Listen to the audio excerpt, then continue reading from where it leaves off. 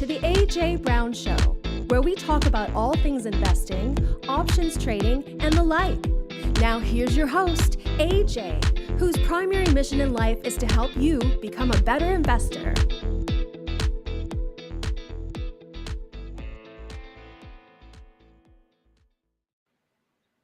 All right, ladies and gentlemen, welcome back to another episode of the A.J. Brown Show. My name is Cyprian Francis, and with me, as always, the main man of the hour, A.J. Brown. Good morning, A.J.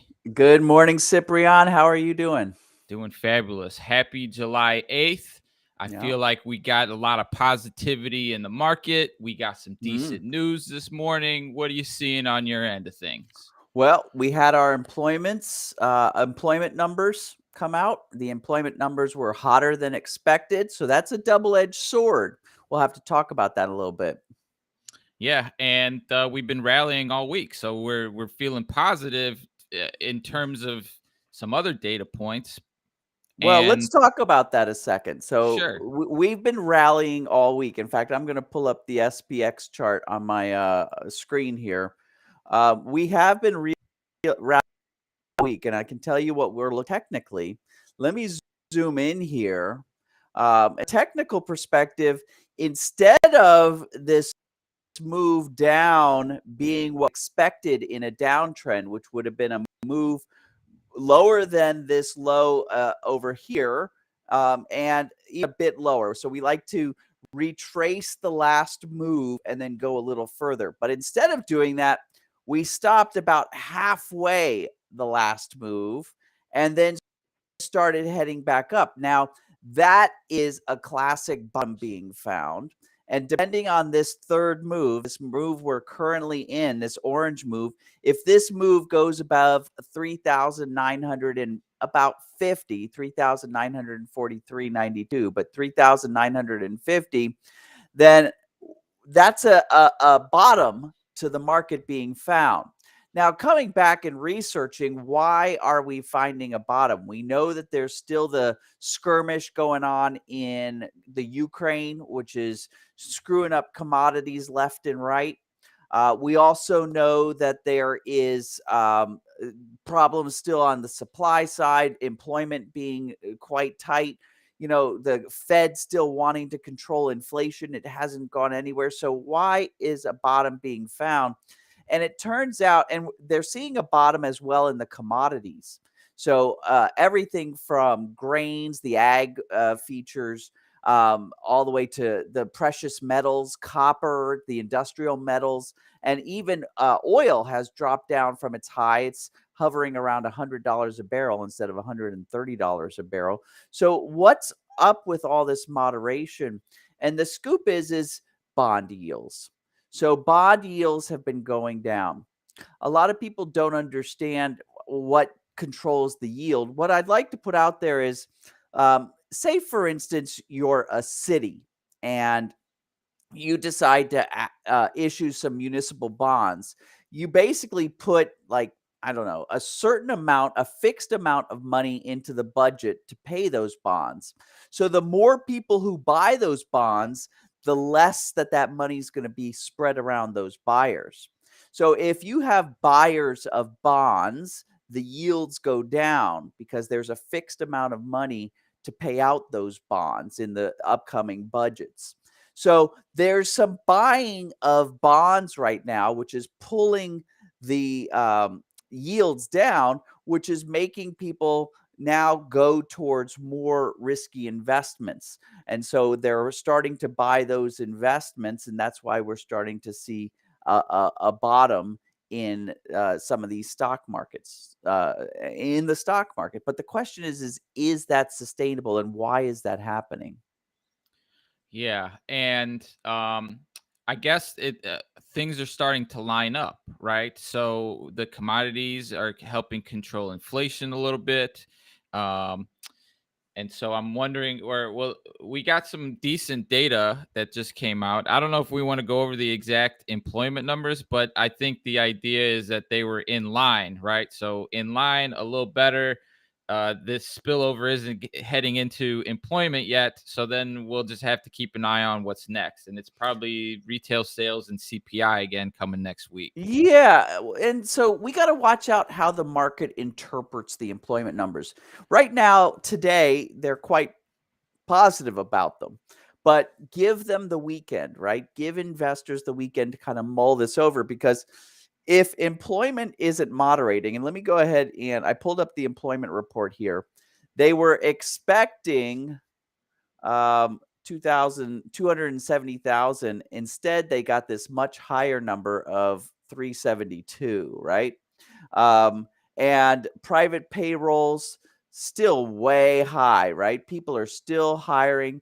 No real moderation in the manufacturing payrolls. They're going up as well. Yeah, and so the scoop is, and not only that, they were hoping that wages would start to moderate, and they did a little bit, but they're still way above 2% inflation. So, the fact that the employment market is not responding to the Fed's actions, or we talked about this last week, their verbal actions of what they are planning to do, it means that the Fed's going to have to do more. I have to throw one more thing out there, Sip. Going back to that whole bond thing, you and I have been looking at the Fed being one of the biggest customers for bonds, right? And the Fed has been publicly saying, hey, we're going to start selling these bonds. But in reality, if you look at what's happened over the last 4 weeks, the Fed isn't selling any bonds. The Fed is still one of the biggest customers, taking on close to $25 billion worth of bonds. So one of my theories is the Fed has a big they talk loud, but some of their actions around bond selling hasn't materialized yet. In fact, with their bond buying, they could be one of the biggest factors behind why we're seeing a bottom in the market. So I'm keeping my eyes on this exact chart. And you can find this chart simply by going to a Google screen and typing in Fed balance sheet. I'm watching this because when this starts to go down again, I foresee that this bottom that we're seeing in the stock market is just temporary. We'll probably start to see more sell off again. Just my theory. Yeah, and if the market's rallying like that, it might be a good time for the Fed to say, "Hey, we need to get back to taking care of this problem over Put here." on the brakes. Yeah. All right, cool. Well, that's the market's loving the news. We're rallying 5 days in a row here, so it may set us up for some good options trades, which we'll go over here in a couple minutes. But before we go into that, I think we have an interesting topic that when you mentioned it, I had never really heard about it. And in the previous recession, the big driver there was the subprime mortgage, which is mortgages on homes and whatnot. And so you're looking at the auto version of that. So the car subprime. And I didn't even know there was even a market there. Yeah. So one thing that has caught my attention is what's been happening in the auto and especially the auto loans market. So we know that there was this problem with getting new cars manufactured. Mainly, there were all these cars lined up at the manufacturing facilities for like GM, Ford, everybody across the board, and they were missing these semiconductor chips, right? Because although modern day cars, they run on computers just like everything else in our life does, they really only account for like 3% of overall semiconductor manufacturing. And so when semiconductor manufacturers were limited because of the pandemic, the bigger names that needed those semiconductors, namely Apple with their iPhones and stuff, they won out. Whatever little semiconductors were being manufactured were going there and not to the auto industry. So we weren't getting any new cars. And maybe you have noticed, but I sure did notice that used cars over the last couple of years have been going at record prices. In fact, my mother-in-law was able to buy a brand new car and then sell it like 6 or 7 months later for more than she paid for it, which is Wow. insane. But used cars have been going for a fortune, and all of a sudden, right, the loan companies now, good thing you pointed out about the 2008 mortgage subprime issue.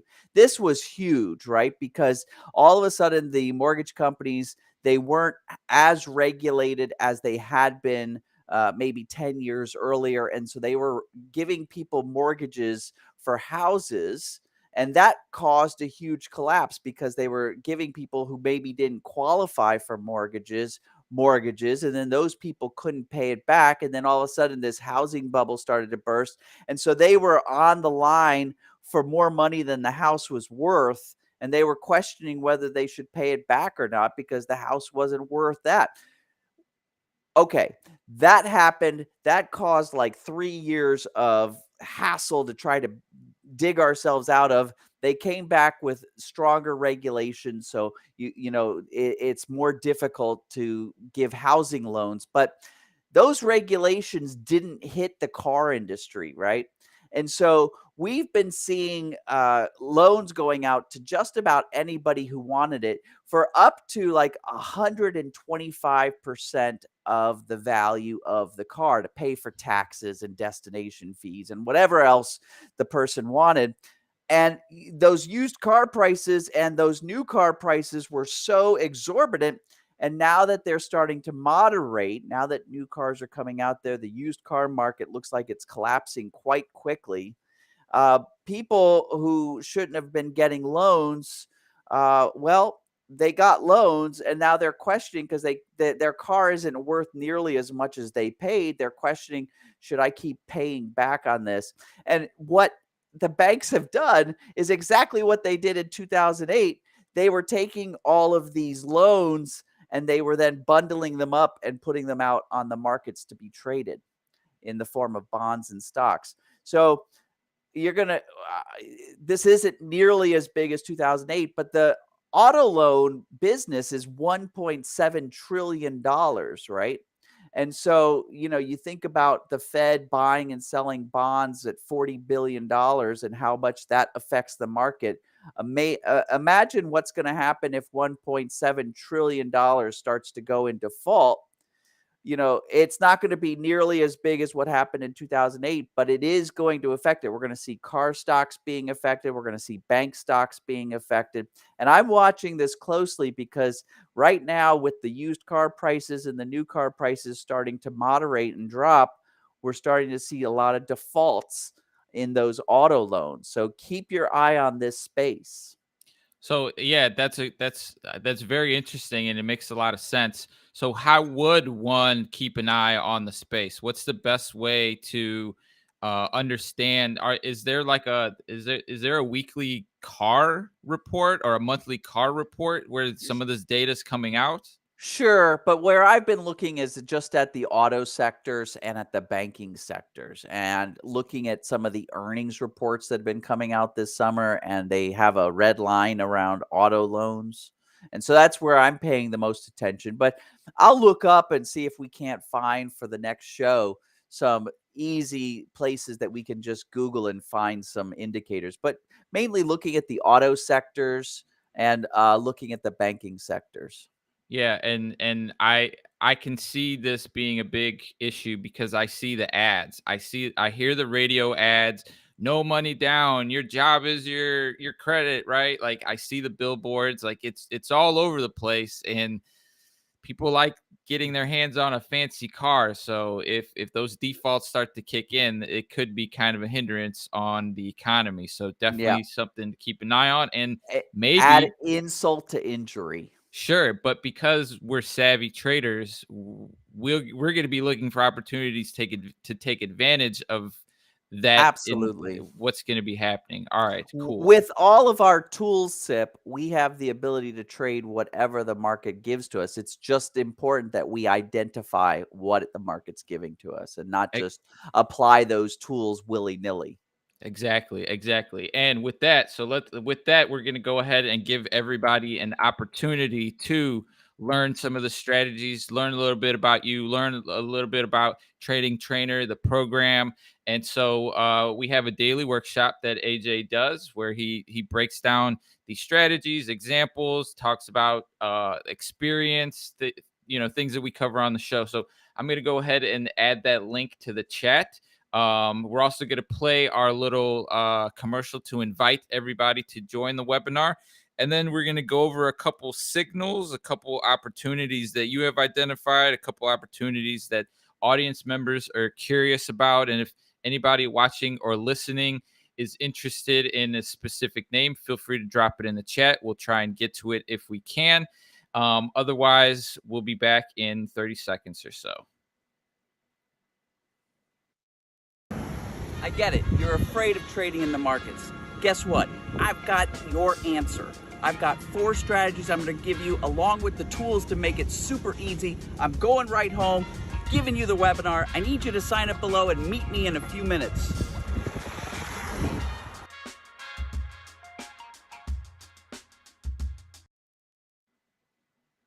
All right, AJ. So our first ticker to cover is one that we've discussed in the past and one that we're just kind of talking about with the semiconductor sector, and that is ticker symbol ON.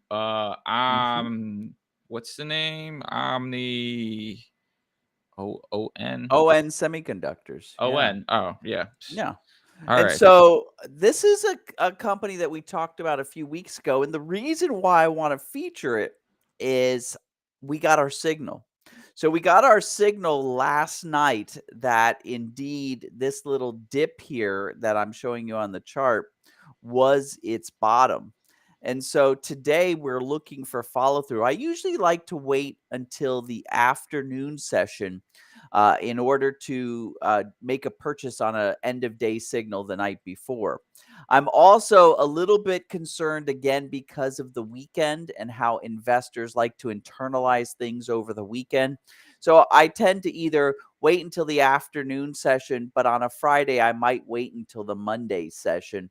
But this looks quite promising as an opportunity if you wanted to get into a short duration trade. There's a couple different ways you could trade this, but either going long or selling some naked puts or even buying some call options. This is the signal. This is the timing signal. And so do we have some specific setups?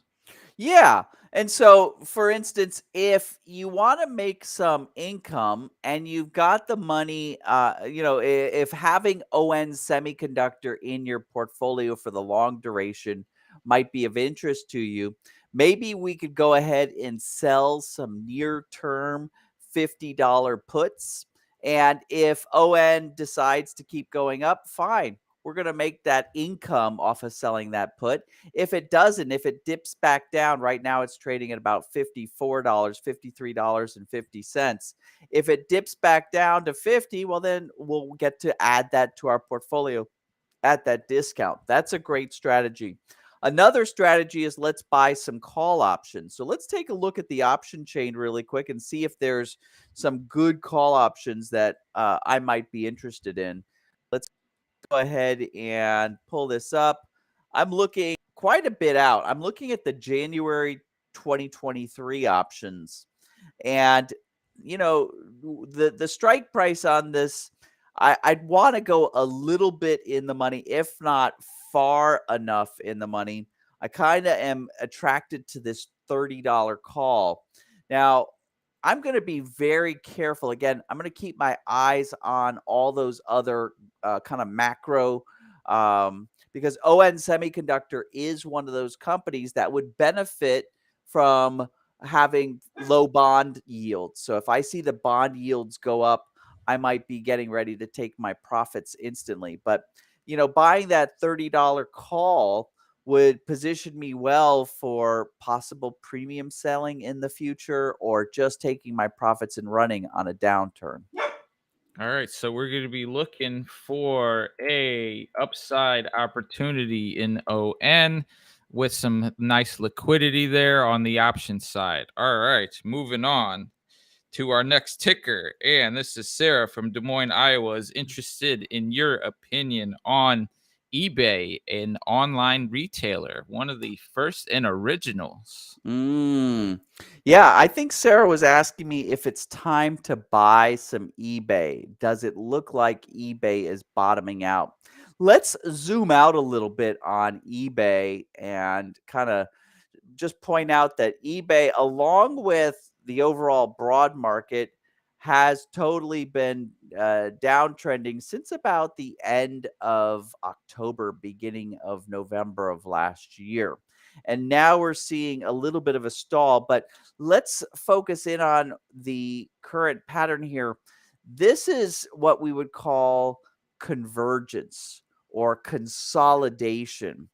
And so you can kind of, if you imagine like a line coming down here as a descending line of resistance and a line coming up here as an ascending line of support, we might want to look out into the future and see if there's anything that is scheduled news-wise, like when is their next earnings, because that's usually when you see this kind of consolidation. But I think eBay is falling right in line with the summer doldrums, right in line with this potential bottom in the broad market. But eBay has been losing kind of overall their shine and luster, and I'd be careful, Sarah, about buying eBay right now. In fact, with this consolidation, a lot of times what that means for us traders is that we're building up pressure because there's uncertainty and confusion. There's something coming up which could push it either way, up or down. In other words, this is a classic breakout pattern where we don't know which direction it's going to break out. All we know is it's probably not going to go sideways anymore. So, with that said, if you're into options trading, investigating a straddle or a strangle, which are option strategies that profit very well on breakouts, or even being just diligent, kind of a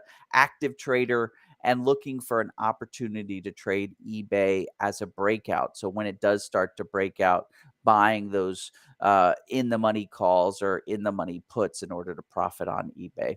But I'd be very careful. This is one of those ones that, in my mind, is not low-hanging fruit. It's not decisive. Sure. And in terms of their technology, they haven't been innovating much. I haven't really been hearing, I haven't, shopped on eBay in a while. I don't know if I'm an average consumer, but I feel like if they're going to, find some growth, they need to innovate. They need something to make some headlines. Yeah. All right. Moving on to Keith from Wichita, Kansas, is interested in Textron, ticker symbol TXT. All right. So I know why Keith from Wichita is interested in Textron. Textron is a company that's kind of a holding company for Cessna. And Cessnas are built in Wichita, Kansas. So that makes sense. So let's look at this chart over the last year. And so what's nice about Textron, in fact, let's go even further out. Let's get some real history on this. Here's 2 years. So in my mind, this company has really kind of, I see a dividend. It's not much. It's 2 pennies, but I see dividend, I see earnings, and I see investors that are okay with both, right? And so they've been allowing the stock price to kind of meander between about $60 and $80 over the last 18 months. And we're wondering if right now, if this isn't an opportunity to go long some Textron. I don't see. I'm not quite sold one way or another. If this is again an opportunity, if you want to have Textron, it's a local company to you. If you want to have those shares of stock in your portfolio, great opportunity right now for selling naked puts. Let me take a minute and describe what selling naked puts are.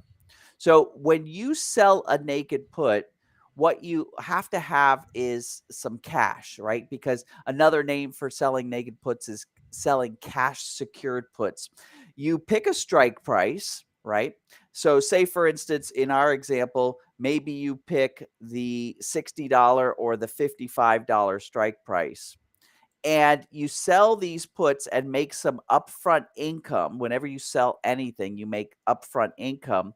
And then only if the symbol winds up at around the expiration date going below that strike price will you have to buy the stock, and you'll get to buy it at that price. So usually people will use this strategy when they want to buy something, have it in their portfolio, but they don't like the current price. Like, I don't like $61.28. I'd rather pay $55. And if I can't pay $55, I'd like to make an income. In fact, let's look up what that income would be. So if I pull up the Textron and I pull up the July and I pull up the 55 put, I could make 60 cents a share. So if I don't buy the stock at $55, then I get 60 cents a share for however many. If I do a contract of options, 100 shares, then I make 60 bucks, right? Which isn't bad. Every time I do this every month, I'm either trying to buy the stock at $55, but if that doesn't happen, $55 per share, if that doesn't happen, I get 60 bucks, right? It's easy money. And the only bad thing that could happen is I could get that stock at that lower price. So for people who are trying to buy a stock and they have some time and some effort to add to their long-term portfolio, this is a fantastic strategy. Yeah, and then I'm assuming that over time, as you accumulate the stock and you still want to hold the position, you can then sell some premium to earn some income in the long run. So you're using options to get yourself into the position, and then over time, you're using options to pay yourself to hold the position. That's right. Once you have the stock, now you can start selling calls against it. So you're absolutely right. You're a model student, Sip. Yeah, and I assume some people that live in communities where there's these bigger companies, like you have some. It's not insider information, but you can see growth happening, right?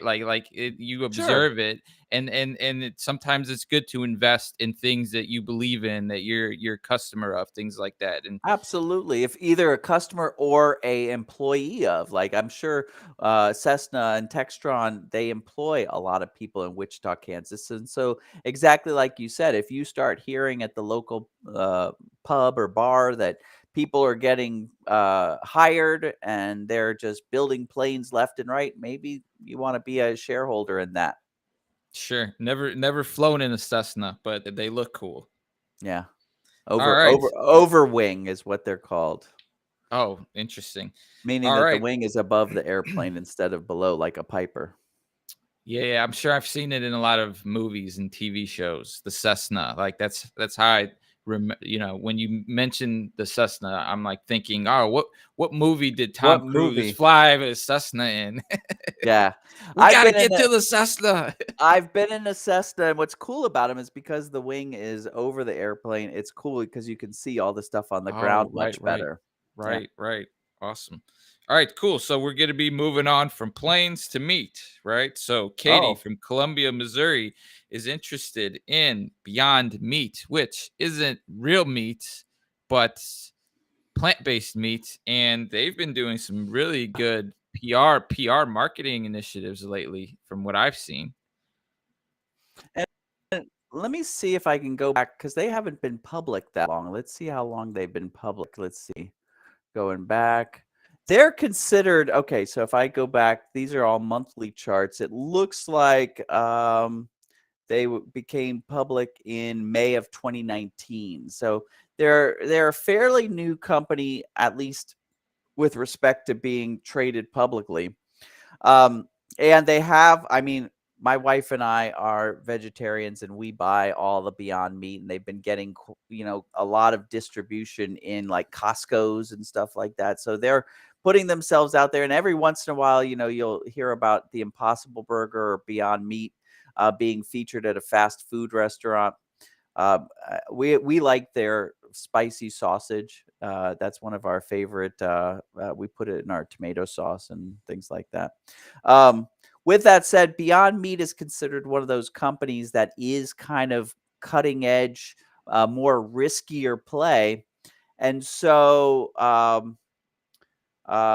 this whole thing that we've been talking about, kind of the theme of this show, where where is the needle for a individual investor's risk? Where is it pointing? Is it at high yield bonds, or is it towards stocks? And like we said, when some force is lowering the yield of bonds, it tends to push everybody's risk needle a little bit to one direction or the other.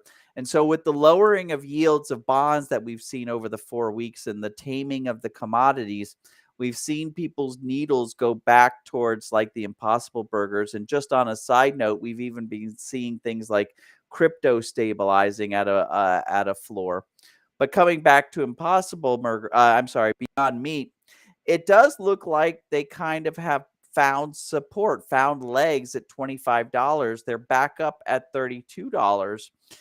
Again, I'm real cautious to say these are buying opportunities for these more riskier stocks. If you do decide to go ahead, we got a buy signal on this one, July 1st. So we always get our signals end of day. Remember, I don't like to trade day trading. I don't like to sit in front of the computer all day. In fact, when I left my job at Hewlett Packard back in 2005, I was a salaried employee working 60 hours per week. The last thing I wanted to do is replace that job with another job. So I focus on everything being end of day. I come in end of day, look for signals, and only if I get a signal do I try to trade the next day. So we got a signal on July 1st, the evening of July 1st, and it does look like on July 5th, which was after the holiday, it was this past Tuesday, we did go ahead and get that follow through, which would have opened a position. I don't think it's too late if you want to go long Beyond Meat. That means either buying the stock or buying some call options on Beyond Meat. If that's, I don't think you missed your signal right now. I think by next week you will have missed the signal. I think you could probably get in today or Monday. But I'm just so cautious about saying, unless you, like we talked about with Cessna, unless you feel very confident about the company and you feel good about them for the long term and you want to have them in your portfolio, I'd go with that selling naked puts strategy that we talked about as well. But just be careful with these risky stocks, these newer stocks that are newer technologies that seem to be getting legs right now, because with what seems to be on the future after the summer doldrums, I could see those legs being kicked out right from under them. Yeah, and when we look at more of a long term, right, or at least the next 2 quarters, what we're seeing now could just be a short term rally, and some of those pressures come back into play, uh, and you'll want to just be positioned in the right direction, and options allow Fun you to do that.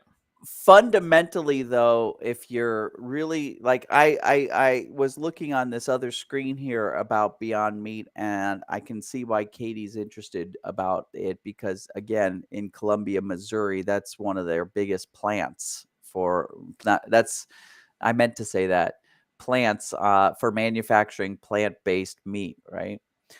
So she probably has kind of a feeling about Beyond Meat. It's in her neighborhood, et cetera, et cetera. And so if you don't mind weathering the next, say, 4 or 5 quarters, I think Beyond Meat is fundamentally positioned well as a new breakthrough technology, right? I think that they're doing, like you said, a great job as a company getting their product out into the market. Yeah, and as a consumer, right, I can barely tell the difference, which bodes well for a lot of those meat eaters out there. The beautiful part about what we do, Sip, is with our options, we have the ability to make money whether a stock is going up, down, sideways, if it's just something we want to do based on time passing by, like the naked put strategy or the covered call strategy, or even taking advantage of the option prices go up and down based on the fear and confidence in the market. It gives us so many different ways to apply these strategies to make money. All we have to really get good at is not necessarily the strategy, that's just a tool, but more we have to get good at identifying what's going. Because as long as you match the right tool with the right pattern, that's profits. That's all it is. It's a matching game. Yeah, and you could learn it yourself. You could join AJ's program. You could join his weekly mastermind call where he's going over these specific names and levels every week. Using the link in the chat, if anyone's interested in learning, just jump in there, sign up. If you can watch the webinar right now, you can play it. If you want to watch it later tonight, over the weekend, just sign up and we'll get it to you. If you have any questions, leave them in the chat, leave some comments, we'll get back to you. With that, AJ, anything we should be looking forward to going into next week? I know that we got retail sales, we got CPI, we got the interest. We're just going to be keeping an eye on the same stuff we've been looking at. I'm watching those bond buys and those bond sells by the Fed, but otherwise we are right in the beginning slash starting to get into the first half of the summer doldrums. And I can tell you the market is doing what it does during the summer doldrums. So if we can get a couple months of premium sales here before the Labor Day holiday in the first couple of weeks of September, that's usually when people come in full force and start moving the market one way or the other. But for these next 2 months, this is premium selling. This is when we want to be selling premium. So look for those opportunities to be selling even weekly premium. We'll make enough income this summer to have us get right into that holiday season of the fall and winter holidays. Yeah, one of my favorite things to do recently is watch for the options expiration. So that I just watch for that full position to close out, and it's just such a good feeling just Yeah. to have those premium plays. And if no one's ever traded options or sold premium, it's extremely easy. I can do it. You can do it on your everyday brokerages, Robinhood. It's become such an easy thing to do. I highly encourage everyone to check it out and get started.